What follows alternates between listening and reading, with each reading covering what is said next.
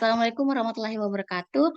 Baik, pada video kali ini kami akan membahas tentang analisis tipologi klasen dengan mengambil data dari Kota Kolaka dan Provinsi Kalimantan Barat. Sebelum itu, perkenalkan nama saya Farida Salsabila dengan NIM B1B1211017 dan rekan saya ada Kak Gulbudin Ikmat Tiar Kusuma dengan NIM B1B1202120.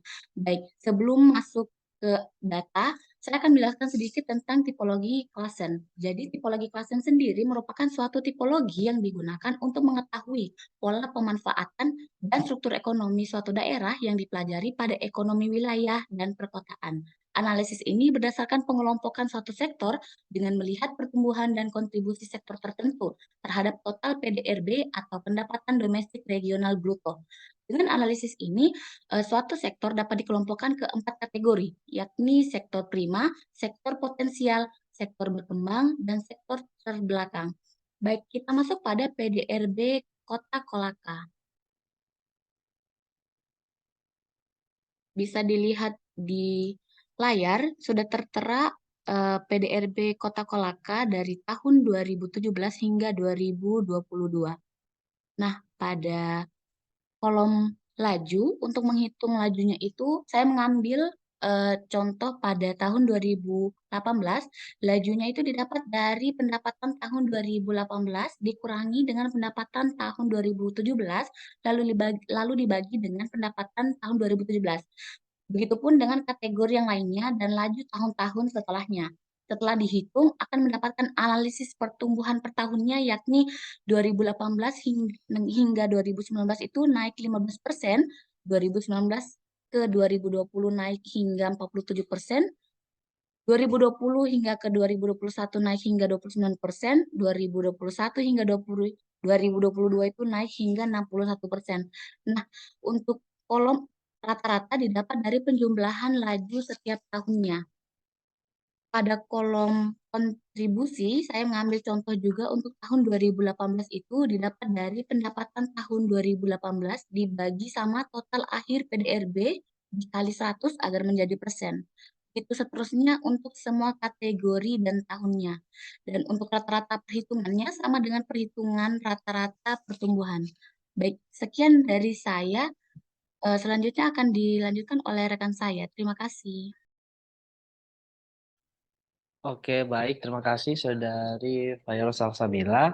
Kemudian saya akan melanjutkan PDRB Kalimantan Barat. Bisa dilihat di dalam slide, dalam sesi pertanian, PDRB di Kalimantan Barat di 2017 sampai 2021, 2022. Seperti yang dijelaskan Virus tadi, kami menghitung laju pertumbuhan melalui rumus eh, tahun ini dikurang tahun sebelumnya dibagi tahun sebelumnya, yaitu di seperti contohnya itu pertandingan kehutanan dan perikanan di poin A. Eh, Bisa dilihat di 2018 pertanian kehutanan dan perikanan di kategori ini ya nilainya itu 3.917.802.000.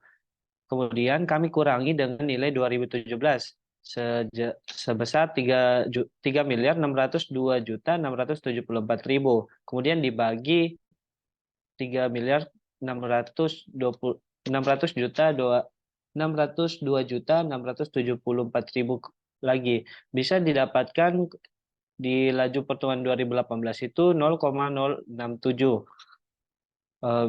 Kemudian di tahun 2019 didapatkan 0,088, di tahun 2020 0,050, di tahun 2021 0,1, dan di tahun 2022 0,097.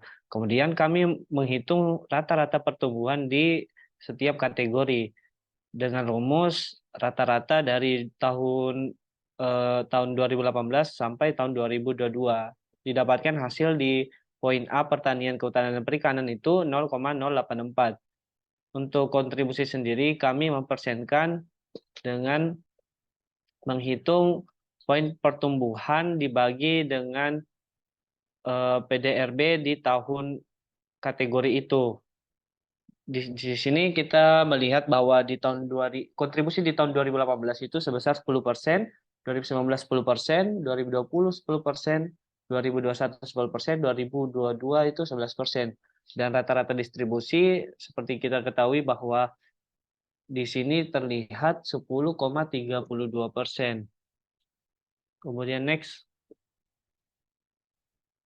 Nah, penjelasannya sendiri itu untuk PDRB di Kalimantan Barat pertumbuhannya dimulai dari 2018 ke 2019 itu naik hingga 0,1%. Hingga 1%, maaf. Kemudian di 2019 ke 2020 turun hingga 38%, 2022 ke 2021 naik hingga 50%, dan 2021 ke 2022 turun hingga 3%. Next. Kemudian perhitungan tipologi klaser.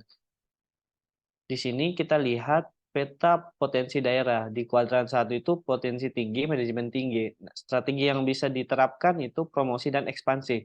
Kuadran 2 potensi tinggi, manajemen rendah. Strategi yang diterapkan itu bisa intensifikasi. Kuadran 3 potensi rendah, manajemen tinggi. Strategi yang bisa diterapkan di daerah tersebut itu ekstensifikasi atau ekspansi. Dan kuadran 4, potensi rendah, manajemen rendah. Strategi yang bisa digunakan itu edukasi dan pengembangan. Next. Nah, setelah kami menghitung PDRB dari Provinsi Kalimantan Barat dan Kota Kolaka, di sini kami membuat perhitungan tipologi klasennya. Seperti yang dilihat di slide, dari poin A sampai poin jasa lainnya, RSTU. Di sektor pertanian, kuadran yang dimiliki itu kuadran 3, yaitu kuadran yang potensi tinggi, manajemen rendah. Strategi yang dapat diterapkan di kuadran ini itu ekstensifikasi dan ekspansi. Kemudian di pertambangan dan penggalian, sektor maju tapi tertekan itu kuadran 2. Strategi yang bisa diterapkan itu potensi tinggi dan manajemen rendah, dan sebagainya. Next. Setelah diklasifikasi tipologi klasen di Provinsi Kalimantan Barat dan Kabupaten Kolaka, di kuadran 1 itu tidak memiliki kategori. Nah, di kuadran 2 itu kategori yang dimiliki itu di pertambangan dan penggalian. Nah, potensi kuadran 2 ini yaitu strategi intensifikasi. Kemudian kuadran 3 itu kategorinya itu pertanian, kehutanan dan perikanan, konstruksi, perdagangan besar dan eceran, reparasi mobil dan sepeda motor, transportasi dan pergudangan, penyediaan akomodasi dan makan minum, jasa keuangan dan asuransi, jasa perusahaan, jasa pendidikan, dan jasa lainnya.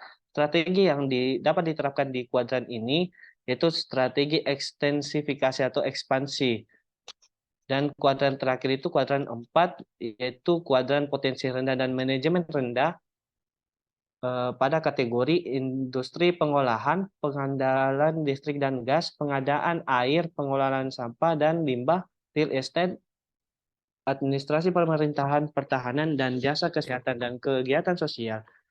Di potensi rendah dan manajemen rendah di kuadran 4 ini, strategi yang dapat diterapkan itu edukasi dan pengembangan. Oke, saya kembalikan ke Saudari Salsa. Itulah tadi analisis tipologi klasen dari Kota Kolaka dan Provinsi Kalimantan Barat. Sekian dari kami, kurang dan lebihnya mohon dimaafkan. Wassalamualaikum warahmatullahi wabarakatuh.